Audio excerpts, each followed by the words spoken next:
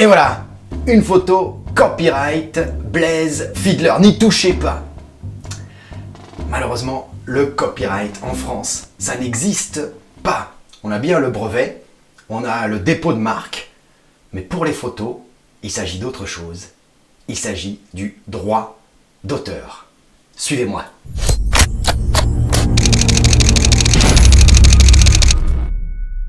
Si en France, on n'a pas le copyright, on a quelque chose qui s'appelle le droit d'auteur et qui marche super bien pour les photographes. Ça vous protège automatiquement. Alors qu'un brevet ou un dépôt de marque, il va falloir que vous alliez à l'INPI, que vous remplissiez un dossier, que vous payiez assez cher pour faire votre dépôt, le droit d'auteur s'applique automatiquement quand vous prenez une photo. Vous avez vu mon selfie magnifique? Eh bien, il est protégé par les droits d'auteur. Alors, voyons voir ce que dit la loi. Toute la notion du droit d'auteur est expliquée dans un article de loi qui s'appelle le Code de la propriété intellectuelle. Vous pouvez le trouver sous legifrance.gouv.fr, lien juste en dessous. Ça se lit de façon très agréable, franchement très agréable. Ça vous prend peut-être juste un quart d'heure. Ils ont fait de façon sobre, courte, élégante, avec une utilisation économe des mots, mais aussi de façon très précise. Donc je vais vous aider un peu à décrypter ce code de la propriété intellectuelle spécifiquement autour du droit d'auteur et des photographes. Alors tout d'abord, qu'est-ce qui est protégé par le droit d'auteur? J'ouvre l'article 112.1 et on m'explique que le droit d'auteur protège les œuvres de l'esprit, quel qu'en soit le genre, la forme, le mérite ou la destination. Et on précise à l'article suivant, le 112.2, dans le paragraphe 9, les œuvres photographiques et celles réalisées à l'aide des techniques analogues à la photographie. Je suppose que ça doit être la photographie par microscope, par télescope et tout ça. Bref, vos photos sont protégées. Pour profiter de ce droit d'auteur, et je veux vous lire l'article 111.1, il suffit que vous ayez créé cette œuvre. Le seul fait de sa création vous permet de jouir d'un droit de propriété incorporelle exclusif et opposable à tous. Vous avez pris une photo, donc vous en êtes l'auteur, ça c'est une notion qui est extrêmement importante, vous bénéficiez automatiquement de ce droit d'auteur. Alors attention, le droit d'auteur protège l'œuvre, votre photographie, pas le concept. C'est pas parce que vous avez mis en place une technique studio dorus strobiste très sophistiquée que vous pouvez protéger cette façon de prendre la photo. C'est juste la photo finale que vous allez protéger via ce droit d'auteur, pour lequel vous serez automatiquement protégé. Si vous voulez protéger une technique photographique, c'est plutôt un brevet qu'il vous faut déposer. Bon, et pendant combien de temps vous bénéficiez de cette protection des droits d'auteur? Eh bien là, super bonne nouvelle, vous en profitez jusqu'à votre mort, plus 70 ans. Donc vos descendants vont être très contents des selfies que vous leur avez laissés, pour lesquels ils vont avoir les droits d'auteur pendant encore 2 ou 3 générations.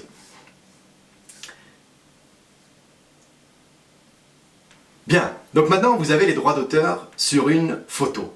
Maintenant, quoi? Quel droit est-ce que ces droits d'auteur vous confèrent-ils? Principalement 2 catégories de droits.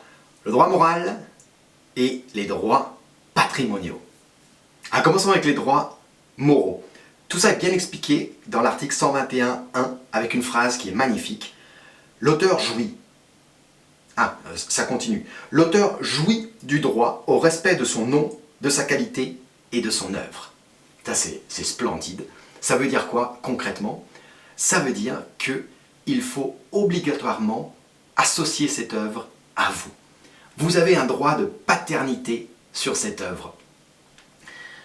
Concrètement, ça veut dire que quand vous publiez, vous faites publier, quand quelqu'un publie votre photo, obligatoirement, votre nom doit figurer à côté de cette photo. D'ailleurs, si vous regardez les journaux les plus réputés, Le Monde par exemple, vous verrez que toutes leurs photos ont toujours le nom de l'auteur à côté. Toutes. Quand vous regardez des journaux un peu moins réputés, des petites gazettes municipales, certains quotidiens régionaux, eh bien vous allez voir que parfois il n'y a pas de nom du tout, ou parfois il y a un terrible DR qui s'appelle droit réservé. Alors ça veut dire qu'ils ne savent pas d'où vient la photo. Ils mettent cette appellation droit réservé en attendant que l'auteur de la photo se manifeste, et là, en théorie, ils feront la correction. En pratique, ils n'ont absolument pas le droit de faire du DR. Si vous ne connaissez pas l'auteur de la photo, vous n'avez pas le droit de l'exploiter, de la publier, de la reproduire. On va voir ça dans quelques minutes. Mais le respect de votre œuvre, ça veut aussi dire qu'on n'a pas le droit de la modifier. Votre photographie, telle que vous la livrez, telle que vous la diffusez au monde, est votre œuvre, et moi je n'ai pas le droit, par exemple, d'aller la recadrer, d'aller changer la colorimétrie, d'aller faire un montage avec votre photo. C'est le droit à votre œuvre. Seul vous pouvez autoriser ces modifications. Tant que vous ne l'avez pas autorisé, personne n'a le droit de toucher à votre selfie. Bon, on va passer à l'argent. Tout ça, on appelle ça les droits patrimoniaux. Je vous lis l'article 122.1. Le droit d'exploitation appartient à l'auteur et comprend le droit de représentation et le droit de reproduction. Ça, c'est magnifique. C'est magnifique. Vous avez l'exclusivité absolue sur l'utilisation de votre photo. Un vrai monopole de représentation et de reproduction. Alors, la représentation, ça veut dire on va imprimer et diffuser votre œuvre dans un musée, dans une galerie. Il faut que vous donniez l'autorisation pour cela. Et le droit de reproduction, je pensais à l'auteur jouit, donc peut-être qu'il y a quelque chose là-dessus, mais non, en fait c'est le droit de reproduire votre photo dans un site comme Photoloco, dans un blog, dans un journal. Donc tout ça, ce sont des droits dont vous avez le monopole absolu, et il faut obligatoirement avoir un contrat écrit pour pouvoir représenter ou reproduire votre photo. Okay? Donc si votre photo se retrouve quelque part sans qu'il y ait un contrat écrit, il y a déjà un problème de loi. C'est-à-dire que vous êtes déjà à même de faire valoir vos droits d'auteur sous forme de litige. Le contrat s'appelle la cession du droit. Évidemment, elle est possible. Elle est possible, mais limitée. Vous ne pourrez, en France, jamais céder la totalité de vos droits sur cette image-là. Les éditeurs, les imprimeurs auront le droit d'utiliser votre photo dans un contexte extrêmement bien défini. Alors sur cette cession de droit, encore on va regarder ce que dit la loi. Article 131.1. La cession globale des œuvres futures est nulle. Impossible de faire une cession pour des œuvres que vous n'avez pas encore créées. Le deuxième, les contrats de représentation, etc., doivent être constatés par écrit. Il ne faut pas juste passer un coup de téléphone et dire c'est bon, tu peux utiliser mes photos. Mais c'est surtout le 131.3 qui est génial pour nous les photographes. Écoutez ça, la transmission des droits de l'auteur est subordonnée à la condition que chacun des droits cédés fasse l'objet d'une mention distincte dans l'acte de cession. Et on parle de 4 différents thèmes. C'est les droits cédés doivent être délimités quant à son étendue, sa destination, le lieu et la durée. Vous ne pouvez pas céder vos droits ad vitam aeternam. Vous ne pouvez pas céder vos droits pour l'univers entier. Vous ne pouvez pas céder vos droits pour une reproduction illimitée de vos œuvres. Et ce qui est génial, c'est que si vous avez oublié une de ces 4 mentions dans le contrat, c'est tout à votre faveur, puisque tout ce qui n'est pas spécifiquement dit dans ce contrat est interdit. Donc si la personne qui publie vos photos n'a pas précisé le lieu ou la durée, eh bien, il n'y a pas de lieu, c'est interdit. La durée, il n'y a pas de durée, c'est interdit. La loi est vraiment en notre faveur. Donc toute cette notion de photo libre de droit est complètement interdite en France. Elle n'existe pas dans la loi française. Et des contrats qui vont vous demander de céder l'intégralité de vos droits sont illégaux en France également. Et enfin, comme on a vu, tous ces reproductions de photos avec droit réservé, eh ben, c'est pas possible. Une œuvre orpheline, c'est-à-dire une œuvre dont on ne connaît pas l'auteur, ne peut pas être exploitée. C'est aussi simple que ça. Alors, beaucoup de journaux les exploitent quand même, mais ils sont hors la loi. Bon, venons-en au litige. Vous avez vu quelqu'un qui utilise votre photo alors que vous ne l'avez pas autorisé expressément. Eh bien, il s'agit d'une contrefaçon. La contrefaçon est aussi définie dans ce code de la propriété intellectuelle. La contrefaçon est un délit et vous pouvez donc ouvrir une procédure. La contrefaçon est sévèrement punie.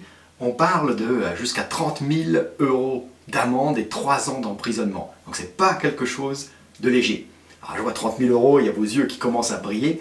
Ah, on a trouvé une façon de devenir riche rapidement. Malheureusement, il y a un petit souci, et c'est qu'il faut que vous puissiez démontrer que vous êtes l'auteur de l'œuvre, et surtout que c'est une œuvre originale. Alors c'est la première fois dans cette vidéo que j'utilise ce mot original.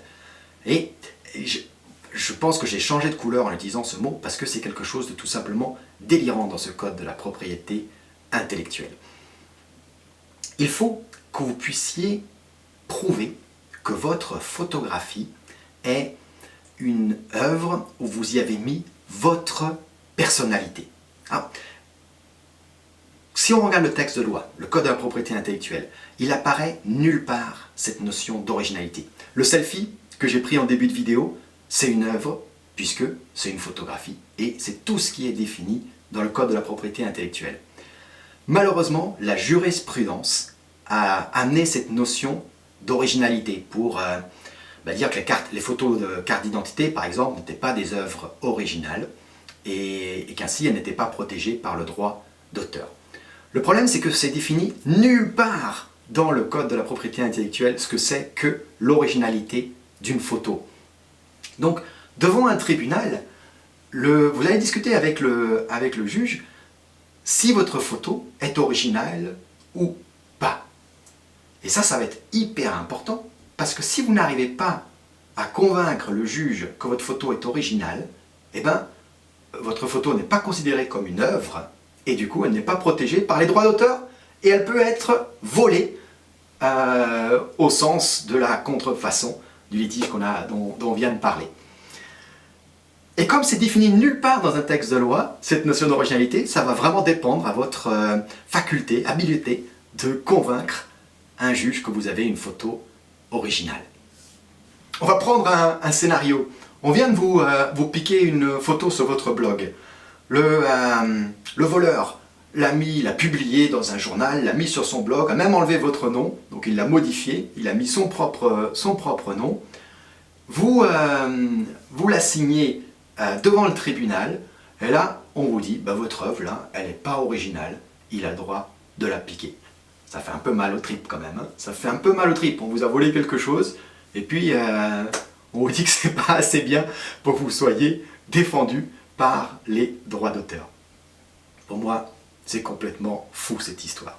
Si on regarde du côté du droit belge et suisse, c'est pas mieux là-bas. Ils ont aussi cette même notion de droit d'auteur, et puis cette notion d'originalité est tout à fait subliminale dans le texte de loi. Dans le droit belge, on parle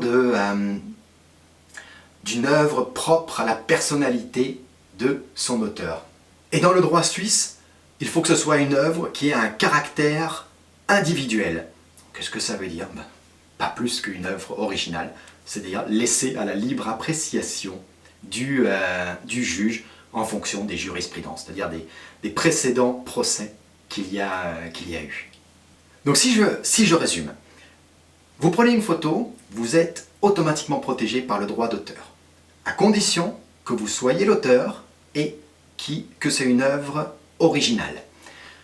Cette protection du droit d'auteur vous donne des droits moraux et des droits patrimoniaux, et la seule façon que quelqu'un a de pouvoir utiliser votre photo, ça s'appelle un contrat de cession de droit qui forcément est limité dans toutes les catégories d'utilisation qu'on peut en faire.